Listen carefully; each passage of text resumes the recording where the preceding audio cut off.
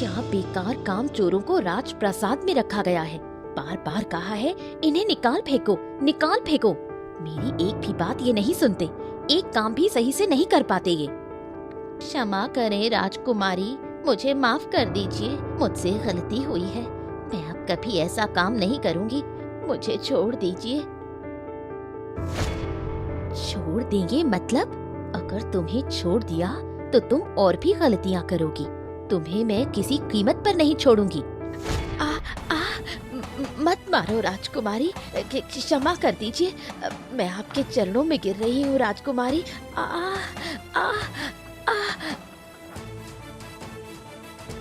अरे अरे अरे अरे, ये सब क्या हो रहा है यहाँ पर?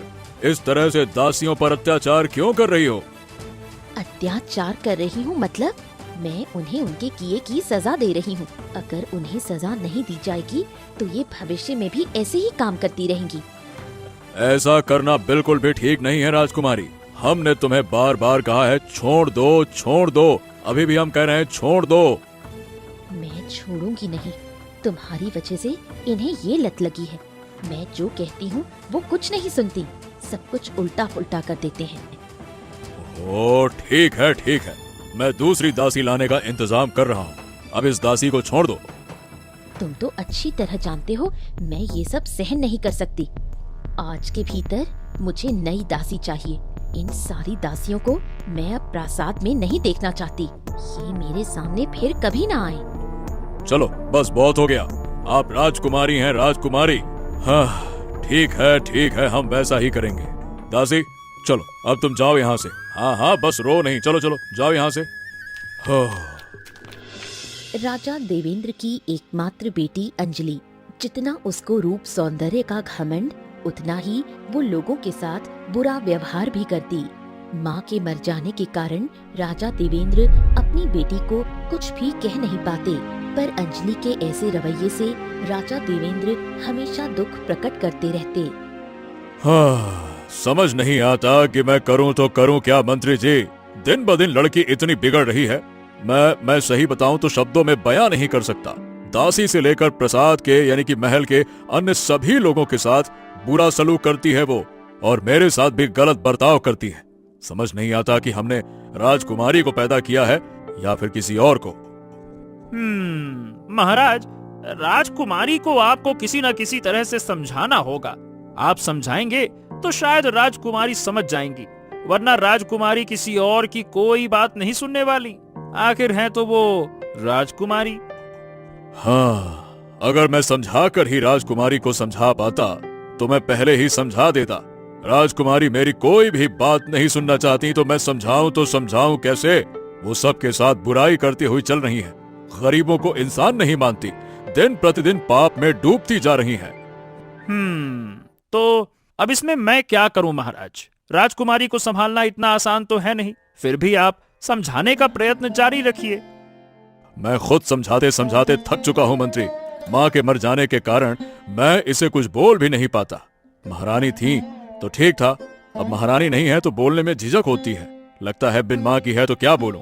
हाँ, पर मुझे बुरा लग रहा है। एक ही बेटी है मेरी और उसे अच्छी शिक्षा नहीं दे पा रहा हूँ मैं। क्या कहूँ मैं? समझ रहा हूँ महाराज, आप खुद को दोष ना दें। आपने अच्छी शिक्षा दी है, पर राजकुमारी के रूप और धन संपत्ति के घमंड ने ऐसा कर दिया है। काश मैं कर पाता। राजकुमारी से ये सारा का सारा धन संपत्ति छीन लेता, तब शायद उसका घमंड कम होता। हाँ, मतलब इससे घमंड कम होगा या नहीं ये तो नहीं पता, पर इतना जरूर है कि ऐसा होना संभव नहीं है। मतलब आप धन संपत्ति कहाँ छीन पाएंगे? घर से तो आप निकाल नहीं सकते। फिर भी देखिए राजकुमारी के लिए क्या किया जा सकता है। अच्छा हाँ महाराज, अगर राजकुमारी के लिए कोई अच्छा जीवन साथी मिल जाए तो शादी करके उसे सुधारा जा सकता है। क्या विचार है? हाँ, मैं भी कुछ यही सोच रहा हूँ मंत्री जी। देखते हैं, अगर कोई अच्छा लड़का मिल जाए तो मैं उससे ही शादी कर दूंगा, चाहे वो कैसा भी हो। क्या यहाँ कोई है? अरे कोई है क्या? मैं अंधा हूँ, मुझे कुछ भी दिखाई नहीं देता। कुछ भिक्षा दे दीजिए, भिक्षा चाहिए, कोई है क्या? दासी, ये भिखारी कौन है? उसे यहाँ बुलाओ। ए भिखारी, इस तरफ आओ, राजकुमारी तुमसे बात करेंगी। तुम कौन हो? यहाँ क्या कर रहे हो? मैं एक अंधा भिखारी हूँ। कृपया करके मुझे कुछ दान दे दीजिए। मैंने 2 दिन से कुछ खाया नहीं। बहुत तेज भूख लगी है। हालत खराब है मेरी। भगवान के नाम पे दया कीजिए। ओहो, ठीक है, तो तुम एक भिखारी हो, यहाँ भिक्षा मांगने आए हो? तुम्हारी हिम्मत कैसी हुई राजप्रासाद में घुसने की? तुमने प्रवेश की अनुमति ली थी क्या? फिर तुम राजप्रासाद में क्यों घुसे? तुम राजप्रासाद के बाहर ही खड़े रहो। माफ कीजिएगा राजकुमारी, मैं जब अंदर आया तो किसी से नहीं मिला, इसीलिए अनुमति नहीं ले पाया। अगर किसी ने रोका होता तो शायद अनुमति ले लेता। मैंने अपमान नहीं किया है। माफ कर दीजिए गलती के लिए। देखा, तुम समझे नहीं और एक गलत काम कर दिया। अब तुम जानते हो तुम्हारी इस गलती की सजा क्या हो सकती है? मुझे समझ ही नहीं आया कि ये महल है। अगर समझता तो शायद अंदर नहीं आता। आप तो देख ही रही है कि मैं अंधा हूँ। मैंने सोच लिया था कि ये कोई साधारण घर आंगन है। मुझे क्या पता कि ये राजमहल है। सजा जो चाहे दे दीजिए। आप राजकुमारी हैं, पर उससे पहले कुछ भिक्षा दे दीजिए। भूखा हूँ मैं, भूख लगी है। क्या राजप्रासाद का धन तुम जैसे भिखारियों के लिए रखा हुआ है? कौन जाने कहाँ से आते हैं ये सब गरीब भिखारी। राजकुमारी, आप भिक्षा नहीं देंगी ये अलग बात है, पर आप मुझे ऐसे अपमानित तो नहीं कर सकती हैं। क्या कहा तुमने? इतनी हिम्मत, मेरे सामने बोल रहे हो? मुझे डांट रहे हो? मैं तुम्हारा अपमान कर सकती हूँ। मैं तुम्हें सूली पर भी चढ़ा सकती हूँ, जानते हो ना? छोड़ो राजकुमारी, उसे जाने दो, वो कुछ समझ नहीं पाता, मूर्ख कहीं का। ओ भिखारी, यहाँ से चले जाओ। जाओ, राजकुमारी को परेशान मत करो। देखो, आप और आपके जैसे लोग गरीब दुखियों को इंसान नहीं समझते। कौन जाने एक दिन शायद इन्हीं गरीबों के पास ही आपको आना पड़े। हाँ, बात करते हैं, अपमान करते हैं गरीबों का। महाराज महाराज महाराज, ये तो संहार हो गया। पड़ोसी राज्य का राजा, उसने हमारे राज्य पर हमला कर दिया। ये क्या बात कर रहे हो तुम? एक काम करो, जल्दी से सैनिकों को तैयार रहने के लिए कहो। जल्दी करो। महाराज, इस वक्त सैनिक तैयार हो ही नहीं पाएंगे। जैसे तैसे करके ही लड़ना होगा, नहीं तो सब खत्म हो जाएगा। ओहो, इस तरह अचानक हमला होगा, ये तो हमने सोचा भी नहीं था। ये तो सरासर अन्याय है मंत्री जी। पड़ोसी राज्य के राजा को पहले युद्ध की घोषणा करनी चाहिए थी। महाराज, करना तो यही चाहिए था, लेकिन अब उन्होंने हमारे साथ चालबाजी की हमें हराने के लिए, इसीलिए अचानक से हमला कर दिया। अब यदि हम हमले को रोक नहीं पाएंगे तो हम अपना राज्य खो देंगे। जो स्थिति है उसको देखा जाए, जो नहीं हुआ उस पे परेशान ना हुआ जाए। महाराज, तो ठीक है, चलो जल्दी से बाहर चलो और बाहर की स्थिति देखनी होगी। बैठे रहना किसी भी तरह से उचित नहीं है। सबको तैयार रहने के लिए कहो। और सैनिकों,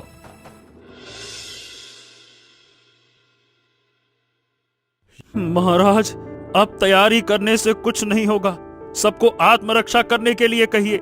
आत्मरक्षा ना की तो बहुत सारी जानें चली जाएंगी। उनके सामने हम अब टिक नहीं पाएंगे। महाराज, ओहो, तो क्या हम ऐसे ही अपना राज्य खो दें? ये नहीं हो सकता मंत्री, ऐसा नहीं होगा। दया कीजिए महाराज, राज से ज्यादा हमारे लिए अब ये सैनिक और प्रजा की चावल की कीमत जरूरी है। इसीलिए सबको आत्मरक्षा करने को कहिए, यही उचित है महाराज। और सबसे अच्छा होगा कि आप आत्मसमर्पण कर दें। हो अब चूंकि आत्मसमर्पण तो करना ही होगा, तो अब देर करने से क्या फायदा।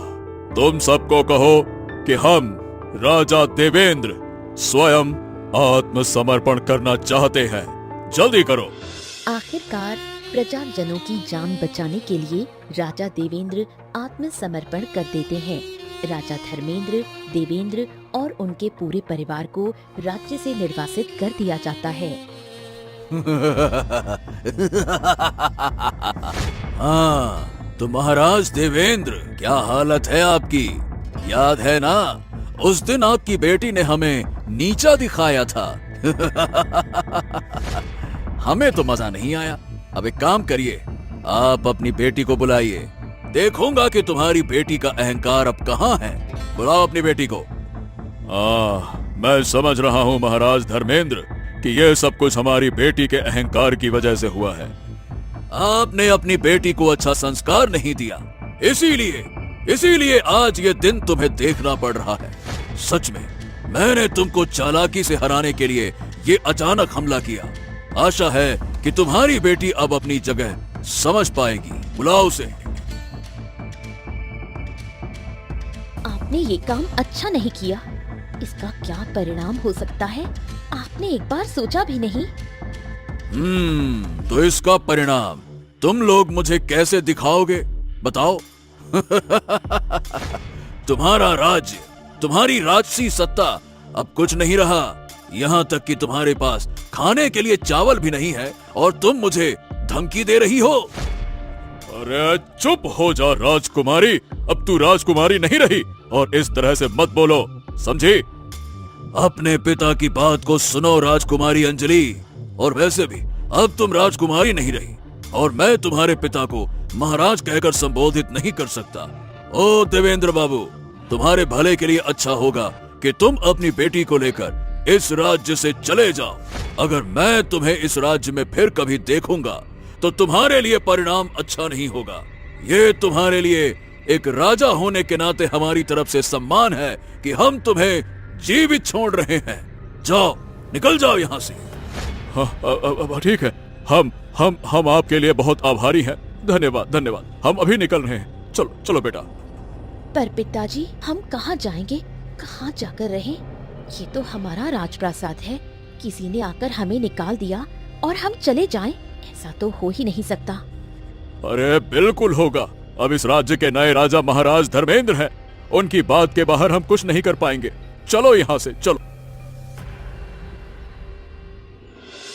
देवेंद्र और अंजलि को राज्य से निर्वासित करने के बाद मंत्री विक्रम किसी तरह पास के गांव में उनके रहने का इंतजाम कर देता है। देवेंद्र और अंजलि वहीं गरीबी भरा जीवन जीना शुरू करते हैं। लो बेटा, और जिद मत करो, इससे ज्यादा मेरे बस की बात नहीं है। यही खाना पड़ेगा। मैं और क्या कर सकता हूँ, बताओ भला। नहीं, मैं ये कुछ नहीं खाऊंगी। मैं ऐसे भिखारियों जैसा खाना नहीं खा पाऊंगी। तुम क्यों नहीं समझते? बेटा, अगर तू ये नहीं खाएगी तो तुझे भूखा रहना पड़ेगा। मैंने कहा ना कि मेरे पास और सामान संभार नहीं है कि तुम्हें और अच्छे खाना खिला सकूं। समझो बेटा। इसका मतलब ये पाता भात, कच्ची मिर्च और प्याज, क्या मुझे ये सब खाना पड़ेगा? मैंने कभी ये खाया भी नहीं। आज जो हाल हुआ है ये सब तुम्हारी वजह से हुआ है, तुम्हारे अहंकार की वजह से हुआ है। उस दिन तुमने अगर अपना अहंकार दिखाकर राजा धर्मेंद्र को अपमानित नहीं किया होता तो राजा धर्मेंद्र ऐसा कभी नहीं करता। जो मैंने किया वो ठीक था। जरूरत पड़ी तो और करूंगी। तुम अब यहाँ से जाओ, मुझे बिल्कुल अच्छा नहीं लग रहा। देखो अंजलि, मैं तुमसे आखिरी बार कह रहा हूँ कि ये खाना खा लो। ये खाना बर्बाद हो गया तो अगले दिन कुछ भी खाने को नहीं मिलेगा। इस गांव में वैसे भी कोई काम नहीं मिल रहा तो खाना कहाँ से मिलेगा? अगर काम न मिले तो भीख मांग लेना, पर मुझे सिर्फ अच्छा खाना चाहिए। मैं ये सब खाना, ये कपड़े नहीं पहन सकती। अरे ये क्या बातें कर रही हो तुम? मैं एक राजा था, राजा, और तुम मुझे भिक्षा मांगने के लिए कह रही हो, अपने खाने के लिए? अरे तुम्हारी जैसी बेटी होने से तो अच्छा है कि बेटी ना हो। तुम बेटी के नाम पे कलंक हो, कलंक। तुम्हारी वजह से पूरा राज्य गया। अब मैं क्या अपना आत्मसम्मान भी खो दूं? अरे घर में कोई है क्या? कोई है? मुझे 2 मुट्ठी भीख दे दो। मैं अंधा हूँ, अंधी आंखों से कुछ नहीं देख सकता। कोई है? कौन आया है इस समय? ये क्या, तुम फिर मेरे पास भीख मांगने आए हो? ये आवाज कुछ जानी पहचानी लग रही है। क्या आप वही राजकुमारी हैं जिनसे कुछ दिन पहले मैंने भीख मांगी थी? क्या मैं गलती से फिर से राजमहल में आ गया हूँ क्या? अरे नहीं, तुम राजमहल में नहीं आए। हम तुम्हारे गरीबों के गांव में आ गए हैं। तुम कौन हो भाई, ये बताओ। मैं एक भिखारी हूँ। मैं आंखों से देख नहीं सकता। क्या आप लोग मुझे कुछ भीख दे सकते हैं? अच्छा ये बताइए, हम जैसे गरीब भिखारियों के गांव में आप लोग क्या कर रहे हैं? आपका राज्य, राजमहल ये कहाँ है महाराज? हाँ, ये सब कुछ हमने खो दिया। अब इस छोटी सी कुटिया में अपनी बेटी के साथ रहता हूँ। तुमसे बात करके वैसे मुझे अच्छा लगा बेटा, तुम बहुत अच्छे इंसान हो। मैं तो हमेशा अच्छा बनने की ही कोशिश करता हूँ। मैं चाहता हूँ कि मेरे कारण कभी किसी को कोई नुकसान ना हो। यहाँ मैं अपनी बेटी को लेकर बहुत मुश्किल में हूँ। गांव के लड़के हमेशा मेरी बेटी को परेशान करते हैं, इसीलिए मैं तुमसे एक प्रस्ताव रखना चाहता हूँ। प्रस्ताव रखेंगे? अच्छा ठीक है, कहिए। मैं हमेशा चाहता था कि एक अच्छे लड़के को अपनी बेटी दूं, चाहे वो कोई भी हो। मैंने तुम्हें पाया है, मैं चाहता हूँ कि अपनी बेटी की शादी तुम्हारे साथ कर दूं। अब देखो, कृपया करके तुम ना मत करना। क्या कह रहे हो पिताजी आप? मैं इस भिखारी से शादी करूंगी? राजकुमारी ने बिल्कुल सही कहा। राजकुमारी होकर मेरे जैसे गरीब भिखारी, वो भी अंधे से क्यों ही शादी करेंगी? वो अगर मुझसे शादी करेंगी तो अंधे का सहारा एक लाठी बनकर रह जाएंगी। ये मेरा अंतिम फैसला है। बस तुम अगर मुझे महाराज मानते हो तो मेरा आदेश तुम्हें मानना होगा और मेरी बेटी को मेरा आदेश मानना ही होगा। बस बात खत्म। अंततः महाराज देवेंद्र की बात टाल न सकने के कारण मनोज और अंजलि दोनों को एक दूसरे से शादी करनी पड़ी। शादी के बाद मनोज अंजलि को अपनी छोटी कुटिया में ले आया। अरे क्या हुआ भाग्यवान, अब तक ऐसी बैठी हो? देखो उधर खाना बनाने का समय निकला जा रहा है, जल्दी से खाना बना दो, फिर मुझे भीख मांगने भी तो निकलना है। रे, भीख मांगने निकलोगे? कितनी गर्व की बात है। एक भिखारी होकर एक राजकुमारी को खाना बनाने को कह रहा है। मैं यहाँ तुम्हारा खाना बनाने नहीं आई हूँ। ओहो, ये क्या कह रही हो तुम? देखो इस बात को समझो। अरे भाई अंजलि, तुम पहले राजकुमारी थी, अब तुम मेरी पत्नी हो।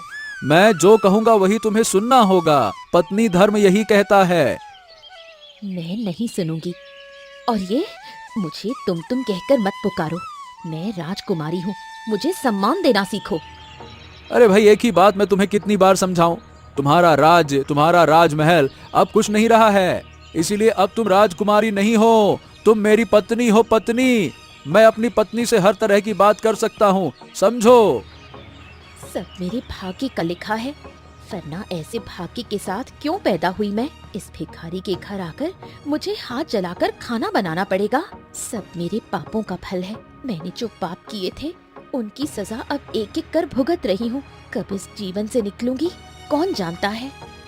अरे तुम्हें जो करना है जल्दी से करो, वरना देर हो जाएगी। और ये भाग्य तुम्हें स्वीकार करना ही होगा अंजलि। मैंने तुम्हें एक दिन कहा था ना कि शायद इस गरीब के पास ही तुम्हें आना होगा। हाँ देखा, आ गई ना आखिरकार। हो सकता है कि कभी निकलने का मौका मिले, या हो सकता है कि कभी तुम इस जीवन से मुक्त ही ना हो सको, है ना? चल मैं तो चला भीख मांगने। भिखारी मनोज एक विशेष व्यक्ति था। वो हाथ के स्पर्श या इशारे से लोगों की बीमारी दूर कर सकता था, लेकिन अपनी बीमारी वो दूर नहीं कर सकता था। गांव के लोगों की सेवा करने से मनोज अंजलि को धीरे धीरे अच्छा लगने लगा। तुम्हारे पास ऐसी विशेष शक्ति है, ये तो तुमने मुझे पहले नहीं बताया। ये शक्ति सबके पास तो नहीं होती। अच्छा, और इस शक्ति के बारे में मैं तुमको क्यों बताऊं? हैं? सब लोग मेरी शक्ति के बारे में थोड़ा बहुत जानते ही हैं। तो फिर तुम अब तक अंधे क्यों हो? तुम अपनी विशेष शक्ति से अपनी आंखें ठीक क्यों नहीं कर लेते? तुम जो लोगों की सेवा कर रहे हो, ये मुझे बहुत अच्छा लग रहा है। हाँ, दूसरों की बीमारी ठीक कर सकता हूँ, लेकिन अपनी बीमारी ठीक करने की शक्ति मेरे पास नहीं है। शायद ऊपर वाला यही चाहता है, इसीलिए मैं अपनी आंखें कभी ठीक नहीं कर पाया। मुझे ऐसा लग रहा है लोगों की सेवा में ही असली शांति है। सब लोग तुम्हें कितनी दुआएं देते हैं और तुम इस छोटी सी कुटिया में भी कितनी सुख शांति से रहते हो, जो मैं महल में रहकर भी नहीं पा सकी। असली शक्ति तो अपने मन में होती है। मैं अगर सोचूं कि मैं कुटिया में शांति से रहूंगा तो मैं कुटिया में ही शांति से रह सकता हूँ। ये जो लोगों की हंसी देख रही हो ना, इस हंसी के लिए ही मेरा इतना कष्ट है। यही कारण है कि मैं भीख मांगता हूँ, नहीं तो मेरे लिए भीख मांगने की कोई जरूरत नहीं है। मैं चाहती हूँ तुम सारी जिंदगी ऐसे ही लोगों की सेवा करो, लोग तुम्हें दुआएं दें। लोगों की दुआओं में ही हमारी भलाई है। अरे अच्छा रहकर भी क्या होगा, तुम तो यहाँ रहोगी नहीं। मौका मिलते ही शायद तुम अपने राजमहल चली जाओगी। मैं तो राजमहल में नहीं रह सकता भाई, मेरी जगह इस मिट्टी के लोगों के बीच में ही है। यहाँ मुझे बहुत अच्छा लगता है। हाँ पुजारी जी, मैंने आपसे किसी वैद्य को खोजने के लिए कहा था। एक भी वैद्य और चिकित्सक ऐसा नहीं मिला जो मेरी इस बीमारी को ठीक कर सके। तो क्या अब मैं बच नहीं पाऊंगा? महाराज, मैंने सभी वैद्यों और चिकित्सकों को खोज लिया, कोई भी आपकी इस बीमारी को ठीक नहीं कर सकता। यहाँ तक कि मैंने दूसरे देश से भी चिकित्सक बुलाकर आपका इलाज करवाया, लेकिन कोई लाभ नहीं हुआ। अब आप ही बताइए, मैं और क्या कर सकता हूँ? हाँ, मैं आपको और क्या करने के लिए कह सकता हूँ पुजारी जी। शायद मेरा समय आ गया है, इसीलिए इसी वजह से इतने वैद्य और चिकित्सक भी मेरा कुछ नहीं कर पाए। महाराज, मेरे पास एक और उपाय है। पड़ोसी राज्य में एक भिखारी रहता है, सुना है उसके पास विशेष शक्ति है, वो लोगों की बीमारी ठीक कर देता है। क्या उसको एक बार खबर भेजूं मैं? अरे उसे खबर देकर क्या होगा? इतनी जगहों से, इतने देशों से चिकित्सक आए, वो भी मुझे ठीक नहीं कर पाए। कहां एक भिखारी मुझे ठीक कर पाएगा? मुझे नहीं लगता। हाँ, आपकी बात हो सकता है कि सही हो, लेकिन मैं क्या कहता हूँ कि एक बार कोशिश करके देखने में क्या जाता है। ऐसे हार मानना ठीक नहीं है महाराज। हर जगह के वैद्य चिकित्सक तो हम देख चुके हैं, अब एक आखिरी प्रयास कर लेते हैं। ठीक है, अगर आप इतना कह रहे हैं तो ठीक है, भिखारी को खबर दीजिए। ध्यान रहे उसे यहाँ आने में कोई परेशानी ना हो। मैं नहीं चाहता कि मेरी वजह से किसी और को कष्ट उठाना पड़े। हाँ, बिल्कुल ठीक है महाराज। मुझे भी अब उम्मीद की किरण जाग रही है। लगता है कि सचमुच आप अच्छे हो जाएंगे। मैं उसको अभी खबर भिजवाता हूँ, आप चिंता मत करिए। हाँ, आपकी ही बात सच हो पुजारी जी तो अच्छा है। मैं अभी भी बहुत दिन जीना चाहता हूँ। मैं इस तरह से अपना राज्य, अपने प्रजाजनों को छोड़कर जाना नहीं चाहता। अगर वो भिखारी मुझे ठीक कर देता है तो मैं उसे धन दौलत से नवाज दूंगा। हाँ। राजा धर्मेंद्र के राज्य से मनोज के पास खबर आती है। खबर सुनकर अंजलि किसी भी तरह मनोज को धर्मेंद्र का इलाज करने के लिए जाने नहीं देना चाहती। अरे क्यों जिद कर रही हो भाग्यवान? मेरा धर्म है लोगों की सेवा करना, उन्हें स्वस्थ करना। ऐसे में खबर पाकर भी महाराज को बचाने नहीं जाऊं क्या? बताओ। नहीं जा सकते। मैं तुम्हें किसी भी तरह जाने नहीं दूंगी। वही राजा जिसने हमारे राज्य को नष्ट कर हमारा राज्य हमसे छीन लिया। देखो अंजलि, तुम पहले से बहुत बदल चुकी हो। बदलने के साथ तुम्हें यह भी मानना होगा कि जो हुआ तुम्हारी ही वजह से हुआ। तुमने ही राजा धर्मेंद्र के साथ बुरा व्यवहार किया था। उन्होंने तो सिर्फ अपने बेटे के लिए तुम्हारे पास विवाह का प्रस्ताव भेजा था, और तुमने क्या किया ये बताओ। चाहे जो हो, मैं तुम्हें इलाज करने के लिए जाने नहीं दूंगी। अगर तुम गए तो छल कपट से वही राजा तुम्हें फिर से रोक लेगा। मैं अपना भाग्य एक बार मान चुकी हूँ, दूसरी बार नहीं मान पाऊंगी। देखो, तुम भरोसा रखो, मेरा कुछ नहीं होगा। मैं बस जाऊंगा, इलाज करूंगा और लौट आऊंगा। राजा चाहे जो कहें, चाहे जो करें, मेरा कुछ नहीं बिगड़ेगा। ऊपर वाले ने मुझे ये शक्ति, विशेष शक्ति जो दी है ना, वो लोगों की सेवा करने के लिए दी है। वहां मैं सेवा ना करूं तो फिर क्या करूंगा बताओ। ठीक है, जब तुम्हें इतनी ही सेवा करनी है तो मुझे भी साथ ले चलो। तुम्हें अकेले में नहीं छोड़ सकती। उस राजा पर मुझे कोई भरोसा नहीं। अरे भाई, तुम क्यों पागलपन कर रही हो? मैं बस जाऊंगा, आ जाऊंगा। इतनी सी तो बात है। मैंने कह दिया, तुम्हें अकेले नहीं छोड़ूंगी। अगर जाना ही है तो मुझे साथ लेकर जाओ, नहीं तो आज मैं तुम्हें किसी भी तरह नहीं जाने दूंगी। चलो ठीक है, अब क्या ही किया जा सकता है। चलो मेरे साथ, चलो। हाँ, आप लोग बहुत देर कर चुके हैं। अगर पहले मेरे पास आते तो महाराज की ऐसी हालत नहीं होती। हाँ, समझ सकते हैं, लेकिन अब क्या किया जा सकता है? महाराज को इस बीमारी से ठीक करना क्या संभव है?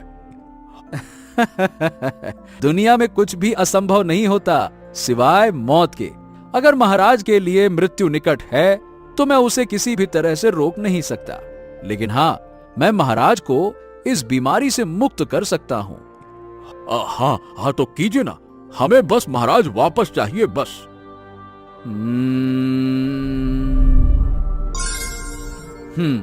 तो मैंने जो करना था कर दिया। अब महाराज को थोड़ा समय लगेगा ठीक होने में। आप लोग धैर्य रखिएगा, हड़बड़ाइएगा नहीं, ठीक है? अरे बस, ये हो गया? इतनी जल्दी हो गया? क्या बात करते हो? इतने देशों के बड़े बड़े वैद्य और चिकित्सकों को भी बुलाया, महाराज को ठीक नहीं कर पाए, और आपने सिर्फ स्पर्श करके इतने कम समय में उन्हें ठीक कर दिया। अब देखिए, मैंने तो पहले ही कहा था कि आप लोग बहुत देर कर चुके हैं। जब बीमारी का पता चला था तभी मेरे पास आते तो महाराज तो कब का पहले ही ठीक हो चुके होते। अच्छा, तो चलिए ठीक है, आपका बहुत बहुत धन्यवाद। हाँ, तो चलिए अब हम चलते हैं, हमारे जाने का समय हो गया। चलो भाग्यवान। अरे नहीं नहीं नहीं नहीं, ये क्या कर रहे हैं आप लोग? इतनी रात को आप लोग कहाँ जाएंगे? आज रात आप लोग महल में ही रुकिए। महाराज की चेतना लौटने तक आप लोग नहीं जा सकते हैं। देखा, मैंने कहा था ना, ये लोग अच्छे नहीं हैं। ये अब हमें यहीं रोकना चाहते हैं। अरे नहीं नहीं नहीं नहीं, हम आपको क्यों रोकेंगे? हम तो चाहते हैं कि आप आज रात यहीं रहिए।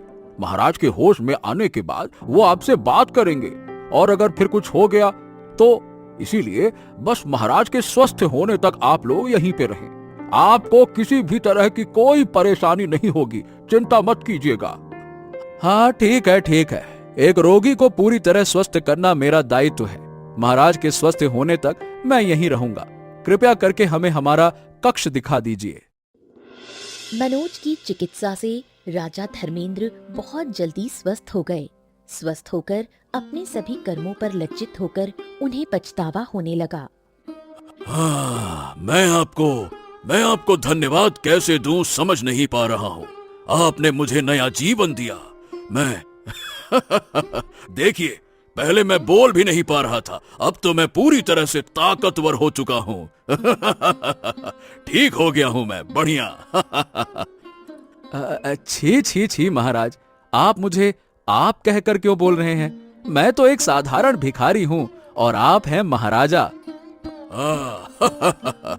महाराज होते हुए भी मैंने समझ लिया कि ये सब कुछ धन दौलत पैसा ये किसी भी इंसान की जान नहीं बचा सकता। इंसान की जिंदगी के सामने ये सब कुछ बेमानी है। चलिए, बहुत अच्छी चीज समझी आपने। अब आप ठीक हो गए हैं, मेरे लिए यही सबसे बड़ी शांति है। अब आप मुझे विदा दें। आपके स्वास्थ्य के लिए ही हम यहाँ पे रात भर रुके हुए थे। अरे अरे अरे अरे, इतनी अच्छी चिकित्सा करने के बाद भी आप कोई उपहार नहीं लेंगे? ओहो, चिकित्सा के बदले मैं कुछ नहीं लेता। चिकित्सा के बदले नहीं, बल्कि उपहार स्वरूप मैं आपकी पत्नी राजकुमारी अंजलि का राज्य उसे लौटाना चाहता हूँ। क्षमा कीजिए महाराज, मुझे अब उस राज्य या राजत्व की कोई आवश्यकता नहीं है। मैं अब बहुत खुश हूँ। मैंने भी समझ लिया कि ये सब धन दौलत का घमंड केवल अस्थाई है, जो जीवन में शांति नहीं देता।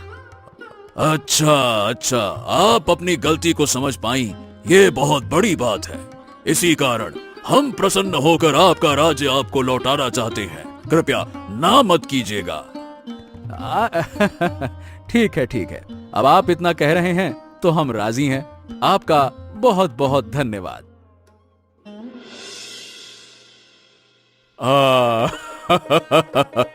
तुम्हारा बहुत बहुत धन्यवाद बेटा। तुम्हारी वजह से मैंने अपना राज्य फिर से वापस पा लिया। अपना राजत्व वापस पा लिया। देखो, मैंने इंसान पहचानने में कोई गलती नहीं की। मेरा इसमें कोई योगदान नहीं, सब कुछ आपकी बेटी की उपलब्धि है। आपकी बेटी ने अपनी गलती को समझा, इसीलिए राजा धर्मेंद्र ने आपका राज्य आपको वापस लौटा दिया। मेरी बेटी ने अपनी गलती को समझा, वो सिर्फ और सिर्फ तुम्हारी वजह से, नहीं तो वो कभी समझ नहीं पाती। खैर, अब मैं राज्य वापस पा चुका हूं। अब हमें उस छोटी कुटिया में रहने की जरूरत नहीं है। अब हम सब मिलकर यहीं राज्य में रहेंगे। क्षमा कीजिएगा महाराज, मैं यहाँ नहीं रह सकता। मैं अपने घर लौट रहा हूँ। आपकी बेटी यदि यहाँ रहना चाहें तो रह सकती हैं, मुझे कोई आपत्ति नहीं है। ये क्या कह रहे हो तुम उस छोटी कुटिया में रहोगे और मैं यहाँ राजमहल में? तुम्हें भी यही रहना होगा। तुम तो जानती हो भाग्यवान, मैं उस छोटे से कुटिया में क्यों रहता हूँ, लोगों की सेवा करने के लिए, जो महल में रहकर कभी संभव ही नहीं है। अब देखो, मुझे रोकना मत, मुझे जाने दो। तुम्हें अब अवसर मिला है अच्छी तरह जीवन जीने का। मैं बस इतना ही चाहता हूँ कि तुम यहीं रहो। तो फिर पिताजी, मुझे क्षमा कर दीजिए, मैं यहाँ नहीं रह सकती। मेरा पति उस छोटी कुटिया में रहेगा और मैं यहाँ महल में। ये किसी भी तरह संभव नहीं। मुझे मत रोको। मैं तो बस यही सुनना चाहता था तेरे मुंह से, बेटा। तो इतना बदल जाएगी मैंने कभी सोचा ही नहीं था। ठीक, तुम दोनों वहीं रहो। तुम्हें कभी किसी चीज की जरूरत हो तो हमें बताना, और यदि कभी यहाँ आकर रहना चाहो तो दोनों आ जाना, कोई आपत्ति नहीं होगी।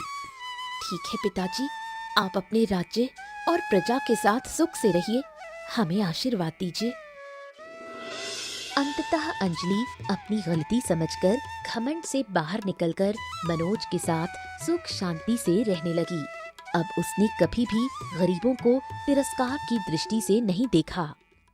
अरे भाग्यवान, अरे बोलो जी, क्या पक रहा है? तुम्हें ज्यादा तकलीफ तो नहीं हो रही ना खाना बनाने में? अब क्या है, राजकुमारियां थोड़ा नाजुक होती हैं, उनसे काम करवाना इतना आसान नहीं है। मैंने कितनी बार कहा कि चले जाओ राजमहल, घूम कर आओ, पर तुम मेरी बात मानती ही नहीं। घर पति के बिना कोई पत्नी मायके जाती है क्या? और मैं तो नहीं जाऊंगी। जिस दिन तुम जाओगे उसी दिन मैं भी जाऊंगी। और फिर अगर मैं चली गई तो तुम्हें खाना बनाकर कौन खिलाएगा?